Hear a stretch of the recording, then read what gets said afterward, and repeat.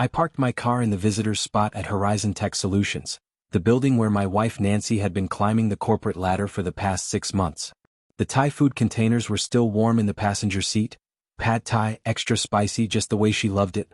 I'd taken an early lunch break from my architecture firm specifically for this. We'd been married for 7 years, and these little surprises used to make her smile, that brilliant smile I fell in love with at that college business fair so long ago. The memory hit me suddenly as I walked through the glass doors. Nancy in that red dress, captivating everyone at her booth while I nervously presented my architectural models across the aisle. She'd walked over during a break, looked at my designs and said something that changed my life. "You see beauty in structure. That's rare." We were inseparable after that. Her family filled both sides at our small wedding since my parents had died years before. Mom leaving when I was 8, Dad following when I was 10. Nancy became my whole world. Maybe that was the problem. The receptionist waved me through with a knowing smile. I'd been here enough times that security didn't even check my ID anymore. Nancy's office was on the 3rd floor, the glass-walled corner space she'd been so proud to earn. As I rounded the corner, the Thai food bag slipped slightly in my grip. That's when I saw them. Through the transparent wall, Nancy stood near her desk with Marcus Chen, her boss. The CEO of Horizon Tech Solutions. 42, successful, everything Nancy found impressive. But it wasn't their proximity that made my heart stop. It was the way Marcus's hand rested on the small of her back, possessive and familiar. Nancy was laughing, not her professional laugh, but the intimate one she used to reserve only for me. The one that used to make my chest tight with gratitude that this woman chose me. Marcus leaned in, whispered something in her ear. She playfully swat his chest, but her hand lingered there. 3 seconds. 4. 5. Their body language screamed intimacy, the kind that doesn't develop in boardrooms. Other employees walked past without a second glance, as if this display was normal, expected, routine. The Thai food bag felt impossibly heavy. My wedding ring suddenly felt too tight. I backed away slowly, my mind refusing to process what my eyes had just witnessed, and left the lunch with the receptionist, mumbling something about an emergency. Please, before I continue, kindly like, share and subscribe for more interesting videos. That evening I tried to act normal. I set the table, reheated the Thai food I'd ended up bringing home, poured wine into the glasses we'd received as wedding gifts. Nancy came home at 8:30, later than usual, her perfume different from the one I'd bought her last Christmas. Something expensive. Something I didn't recognize. "How was your day?" I asked, keeping my voice steady as she sat down across from me. "Exhausting. Marcus had us in meetings all afternoon about the new marketing campaign." She didn't look at me when she said his name, just pushed her food around her plate. "How about you?" I took a breath. "Actually, I stopped by your office today. Brought you lunch." Her fork clattered against the plate. The sound echoed in our suddenly too quiet dining room. When she looked up, her eyes had changed, narrow, defensive, nothing like the woman who used to light up when I surprised her. "Excuse me? Are you seriously questioning me right now?" "I wasn't questioning, I just noticed you and Marcus seemed close." His hand was. His hand was what, John?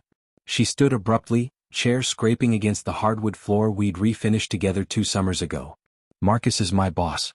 We work together. That's what professionals do, they actually work. Maybe if you spent less time stalking me at my job and more time being successful, you'd understand that." The words hit like physical blows. I sat frozen, watching this stranger wearing my wife's face. "Nancy, I wasn't stalking anyone. I brought you lunch. Your favorite." "You thought what? That I'm doing something wrong? That I'm not allowed to have a good working relationship with my boss?"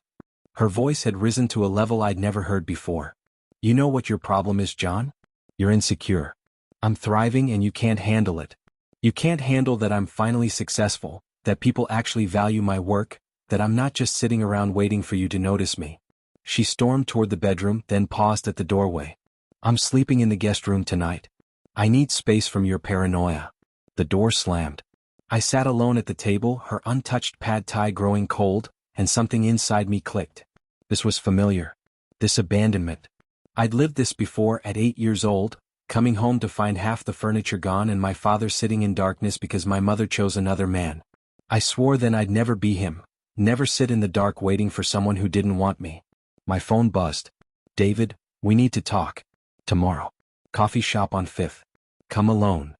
I arrived at the coffee shop on 5th Street 20 minutes early, my leg bouncing under the table like it used to during college exams. David Torres had been my best friend since high school calculus, the brother I never had after my parents died. We'd been each other's best men, talked 3 times a week, survived every major life event together. When he landed the senior project manager position at Horizon Tech 9 months ago, I'd been thrilled.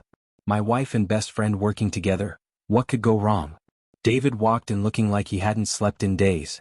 Dark circles under his eyes, shoulders slumped with the weight of something heavy. He slid into the booth across from me without ordering coffee, without his usual greeting, without meeting my eyes. "I need to show you something, brother." His voice cracked on the word brother. "And I'm sorry. God, I'm so sorry." He opened his phone, hesitated with his thumb hovering over the screen, then turned it toward me. The first photo showed Nancy and Marcus at Russo's, the upscale Italian restaurant downtown I'd been saving up to take her to for our 8th anniversary next month. Nancy wore the black dress I'd bought her last year, the one she claimed didn't fit right, and never wore. Marcus's hand covered hers across the candlelit table. David swiped. Another photo. Nancy and Marcus walking into the Grandview Hotel on Market Street, the boutique hotel with the mirrored elevators and rooms that cost $400 a night. The timestamp read 2:47 p.m. on a Tuesday. A workday. Another swipe. Marcus's silver Tesla at a red light. Through the window, clear as day, his hand on Nancy's thigh. Her head thrown back, laughing. "I started paying attention after you mentioned something felt off 3 weeks ago," David said quietly. "I didn't want to believe it either. Nancy's been like a sister to me, man. But I couldn't let you stay blind." He swiped again. "There's more. Last Tuesday, security logs show they both left the executive parking garage at 2 p.m. Didn't return until 5. And yesterday," his voice dropped to barely a whisper, "I saw them kiss in his office. Not a friendly kiss. Not a professional kiss." The coffee shop sounds faded to white noise. My hands shook so badly I nearly dropped his phone. Somewhere in the back of my mind, I heard my 8-year-old self asking my father why mommy left, and my father's broken voice answering, "Because some people choose excitement over loyalty, son. And there's nothing you can do to make them stay." "I need you to keep watching," I heard myself say, my voice distant and cold. "Document everything. Dates, times, photos. But she can't know. Nobody can know." David nodded slowly, recognition dawning in his eyes. He'd seen this look on me once before, years ago when we'd buried my father. "What are you planning, John?" "I'm planning to disappear." 3 weeks passed like walking through fog. I smiled at breakfast. I kissed her forehead when she left for work. I pretended not to notice when she came home smelling like his cologne. David sent me updates, photos, timestamps, locations. I saved every single one in a locked folder on my phone, building my case like the architect I was, planning my exit with the same precision I used to design buildings. Nancy came home on a Thursday evening with rehearsed excitement plastered across her face. She'd practiced this announcement, I could tell. Her voice had that artificial brightness people use when they're lying but want to sound enthusiastic. "Great news. Marcus is sending me to the tech conference in Austin. 3 days, all expenses paid. This is huge for my career, John." The keynote speakers alone. She was already pulling her suitcase from the closet, talking rapidly about networking opportunities and panel discussions she absolutely couldn't miss. I watched her fold clothes with mechanical precision. The blue blouse I'd given her for her birthday. The gray slacks she'd bought specifically because Marcus once mentioned he liked professional women. Every piece of clothing chosen for him, not for some conference. "When do you leave?" My voice was eerily calm even to my own ears. "Friday morning. Early flight. I'll be back Monday night." She still wasn't looking at me, too focused on choosing the right outfits, the right shoes, the right perfume. "The expensive one." I nodded slowly, walked over to her and kissed her forehead. For the first time in weeks, I initiated affection. Nancy seemed relieved, almost guilty. Her shoulders relaxed slightly. "I know things have been tense between us," she said softly, finally meeting my eyes. "I'm sorry I overreacted about the office thing. When I get back, let's reconnect. Maybe plan that trip to the mountains you've been wanting? Just us, no work, no stress." "Sure," I said, tucking a strand of hair behind her ear the way I used to when we were dating. "Sounds perfect." That night, after she fell asleep, I stood in our bedroom doorway watching her. This woman I'd built my entire life around. This woman who promised forever in front of her whole family. This woman who was choosing hotel rooms with her boss over the man who would have died for her. I pulled out my phone and texted the moving company, "I need everything done by Sunday." "Yes, everything except her belongings. I'll pay double for the rush." Friday morning, I waved goodbye as her Uber pulled away. She blew me a kiss through the window. I caught it, smiled, and checked my watch. 72 hours. That's all I had to erase 7 years and disappear. Saturday afternoon, David sent me a location pin with 3 words, "You need to see this." I drove across town to Marino's, an upscale restaurant with outdoor seating and romantic lighting even in daylight. The kind of place that makes couples feel like they're in a movie. I parked 3 spots down from where I could see the patio clearly, my hands gripping the steering wheel so tight my knuckles went white. There they were. Nancy and Marcus at a corner table, partially hidden by a decorative planter but not hidden enough. A bottle of wine between them, red, probably expensive, probably something Marcus ordered to impress her. Nancy's hand covered his across the table, her thumb tracing circles on his palm. That gesture. That specific gesture she used to do to me when we were first dating, when everything was new and exciting and full of promise. Marcus leaned across the table. Nancy met him halfway. They kissed. Not a brief kiss. Not an accidental brush of lips. A deep, claiming, passionate kiss that erased any remaining doubt, any desperate hope that maybe I'd misunderstood, maybe there was an explanation. My vision blurred. I fumbled for my phone, hands shaking, and took photos. Multiple angles. Clear shots. Evidence. My attorney would need evidence. The judge would need evidence. But more importantly, I needed evidence to remind myself why I was doing this when the loneliness hit at 3 a.m. I drove away before I could do something I'd regret. Before I could storm over there and cause a scene. Before I could beg her to choose me. Because that's what my father did. He begged my mother to stay, promised to change, promised to be better, and she left anyway. Begging doesn't make people stay. It just makes you remember your humiliation forever. Instead of going home, I went to David's apartment. He took one look at my face and pulled out 2 beers without asking. We sat in silence for 20 minutes before I could speak. "Tomorrow the house will be empty," I said flatly, staring at the bottle in my hands. "I've moved everything to a storage unit across town. Filed the divorce papers with my attorney this morning. Changed all the passwords. Transferred my half of the joint account to a new bank. She'll come home Monday to an empty house and divorce papers on the kitchen counter." David stared at me. "And then what?" My jaw set and I felt something inside me turn to steel. Then I disappear. New phone number. New address. She made her choice. I'm making mine. She's going to lose her mind. Good, I said and meant it. Let her feel what abandonment tastes like. Monday night, 9:47 p.m. Nancy's Uber pulled up to our house. Her house now legally, though she didn't know it yet. I wasn't there, but I'd know what happened because I'd set up a temporary security camera, hidden and recording. I needed to see her reaction. I needed to know this was real. Maybe I needed to punish myself by watching what I'd caused, or maybe I just needed closure. She climbed out of the car, exhausted from her fake conference, texting someone, probably Marcus, as she walked to the front door. Her key turned. She stepped inside. Flipped the light switch. Nothing happened. I'd had the electricity transferred out of both our names that morning. The gas too. The internet. Everything. She used her phone flashlight, and I imagine that's when her heart started racing. The living room was completely empty. No couch where we'd watched movies every Friday night. No coffee table where we'd eaten takeout when we were too tired to cook. No TV. No pictures on the walls. No wedding photos. No evidence that John William had ever existed in this space. She ran through the house. I could track her movement by the bouncing flashlight on the camera feed David was streaming to my phone. Kitchen. Empty cabinets except her dishes. Bedroom. Empty except her dresser and the clothes in her half of the closet. Office. Completely bare, not even the desk we'd assembled together remained. In the kitchen, under a single beam of moonlight coming through the window, I'd left a manila envelope on the counter. The only thing in the entire house that bore my name. Inside, divorce papers, attorney contact information, and a note in my handwriting on the back of our wedding photo. I debated what to write for hours before settling on simple truth. I know about Marcus. I know everything. I know about Russo's, the Grandview Hotel, the afternoon drives, the kisses in his office. Don't try to contact me. My attorney will be in touch. The house is yours.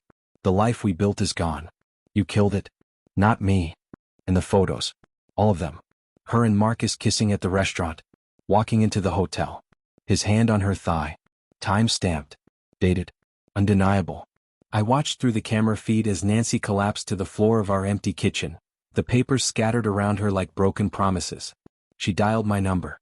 The number you have reached is no longer in service. She tried again. Same message. Again. Again. Again. I turned off the feed and blocked her on every platform. Social media. Email. Everything. It was done.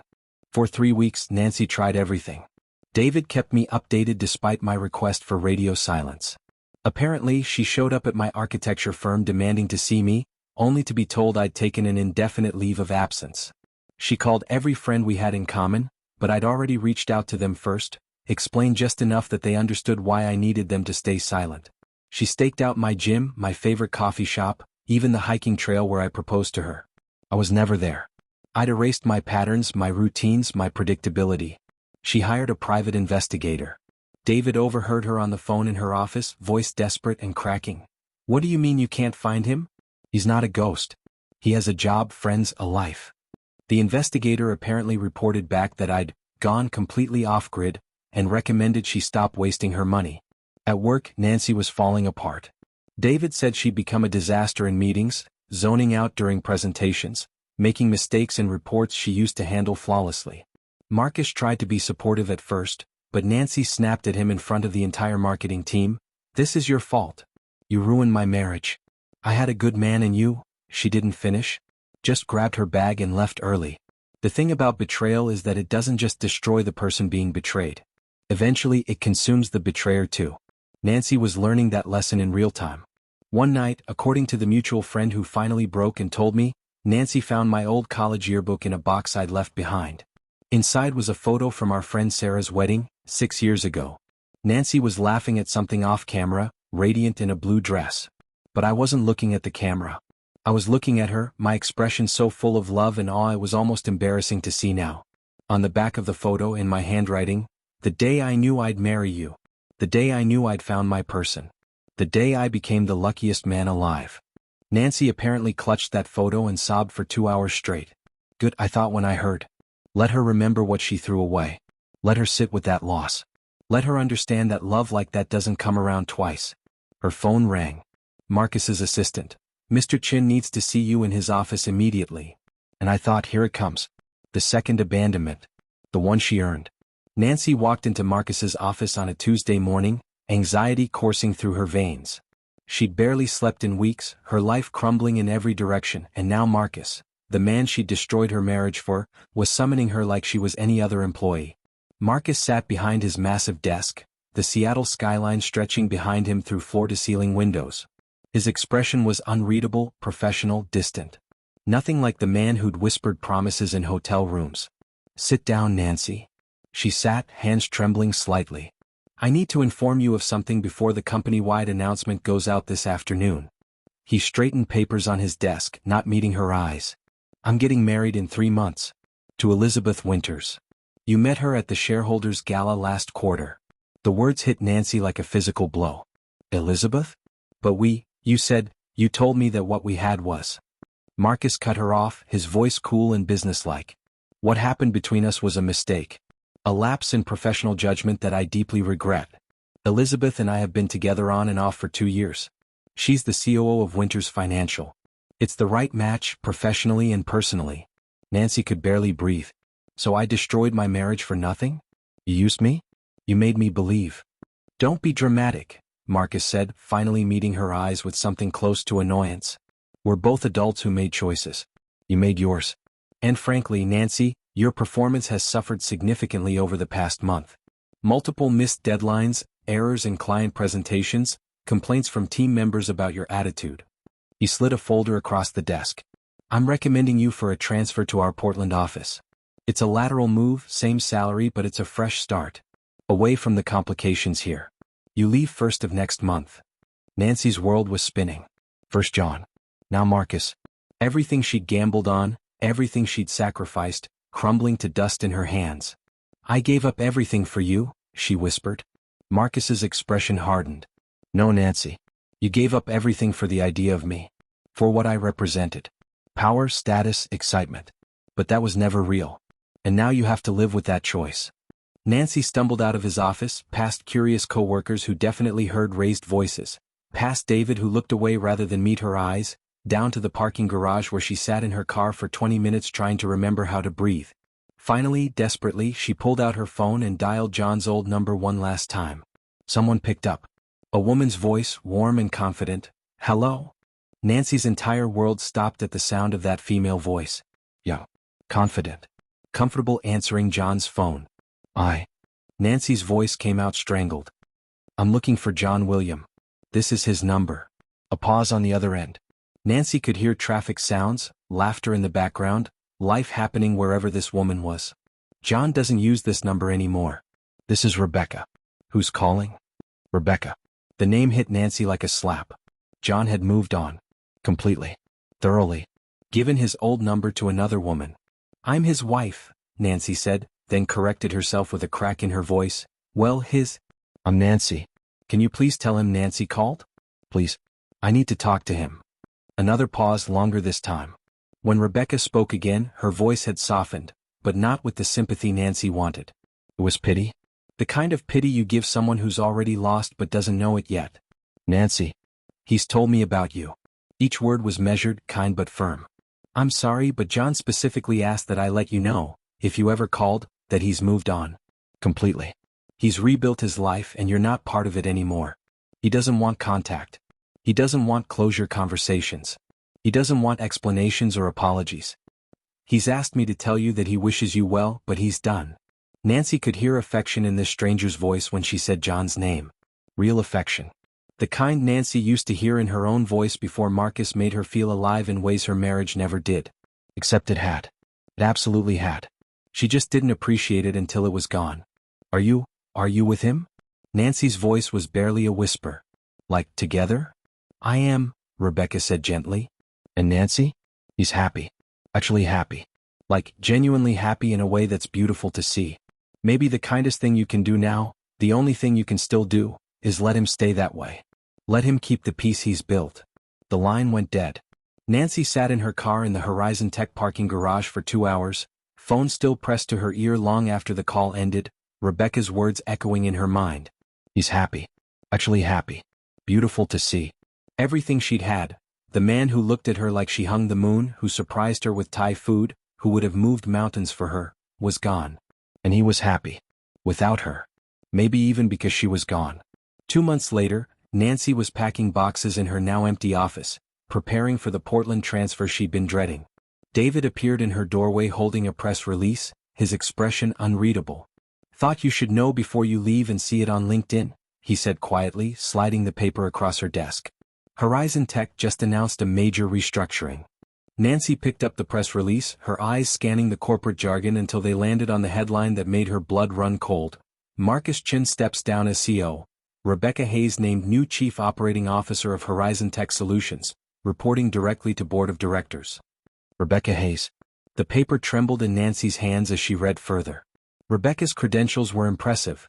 MBA from Stanford, 15 years of executive consulting, specialized in corporate restructuring and operational efficiency. Her photo accompanied the announcement, professional, radiant, confident. And in the smaller photo beside the main article, a candid shot from the announcement event, Rebecca shaking hands with board members, and there in the background, slightly out of focus but unmistakable, was John. His arm was around Rebecca's waist. He was wearing a suit Nancy had never seen, looking healthier and happier than he had in the last 2 years of their marriage. "Rebecca Hayes," Nancy whispered. That's John's." "Yeah," David confirmed. Turns out Rebecca's consulting project was actually a 6-month trial run. The board was so impressed they created a new C-level position specifically for her. She starts officially next month. She'll be one of the most powerful executives in the company. He paused, then added, "Marcus is being moved to a senior advisor role. Basically a demotion with a fancy title. Apparently, the board found out about his habit of inappropriate workplace relationships. Including yours." Nancy stared at the photo of Rebecca, this woman who had somehow ended up with everything Nancy wanted. Power. Success. Respect. And John. Most importantly, John. "For what it's worth," David said, turning to leave, "I hope Portland treats you better. We all make mistakes, Nancy. You made yours with the wrong man. And you lost the right one in the process." After David left, Nancy sat alone in her half-packed office, looking at the press release, at Rebecca's confident smile, at John's arm around her waist.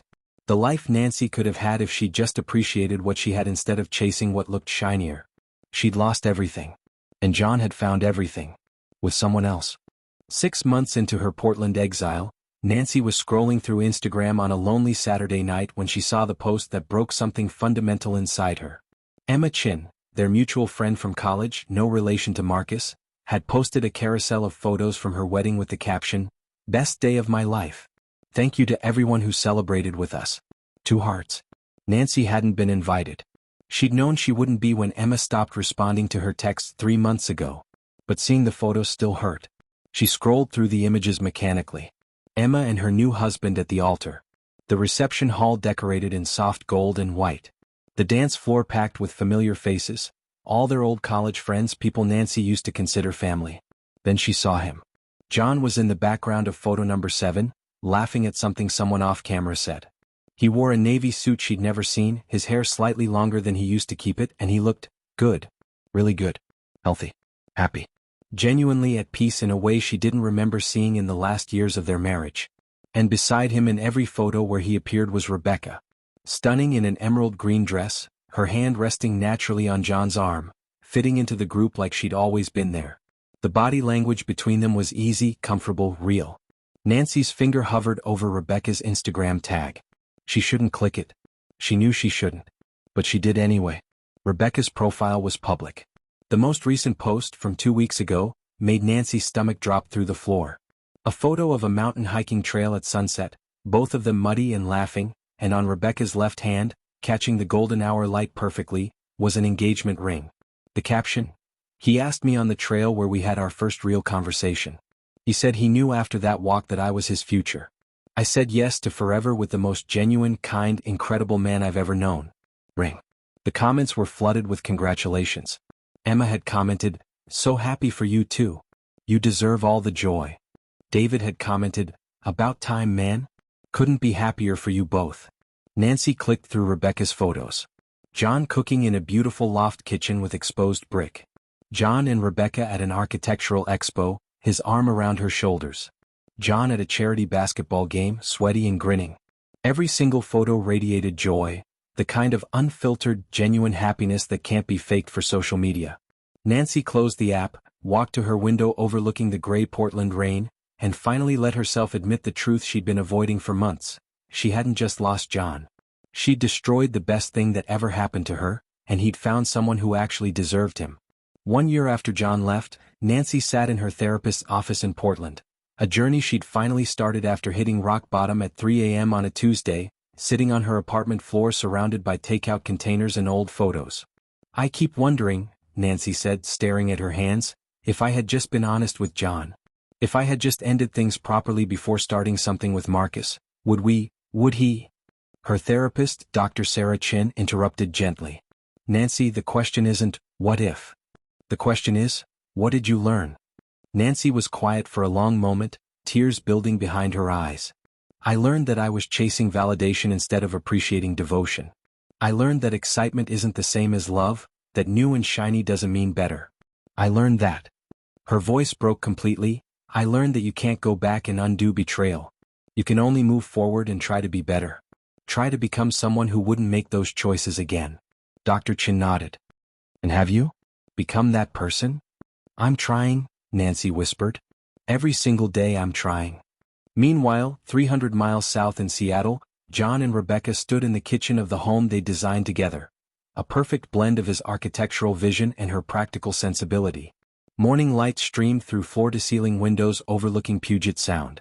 Rebecca noticed John looking at his phone, his expression thoughtful. "Everything okay?" John nodded, setting the phone down. "Nancy sent an email through my attorney. Says she's sorry. Says she understands why I left.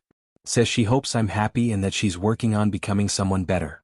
Rebecca moved closer, sliding her arms around his waist. "And, are you happy?" John looked at her, really looked at her, at this woman who chose him every single day, who valued his quiet strength, who built a life with him instead of looking for the next exciting thing. He smiled, genuine and full. "I'm more than happy. I'm free. I'm with someone who chooses me every single day, not because she has to, but because she wants to." Nancy didn't just lose me, Rebecca. She lost the man who would have moved mountains for her, who would have built her the world if she'd asked. He kissed Rebecca's forehead. And I gained the woman who actually values that. Who values me. Rebecca smiled against his chest. Always will. The story of John and Nancy ended not with drama or revenge, but with a simple truth. Sometimes walking away from someone who doesn't value you is the greatest act of self-love you'll ever commit. Sometimes the trash really does take itself out. And sometimes the person who leaves isn't the one who loses, they're the one who finally wins.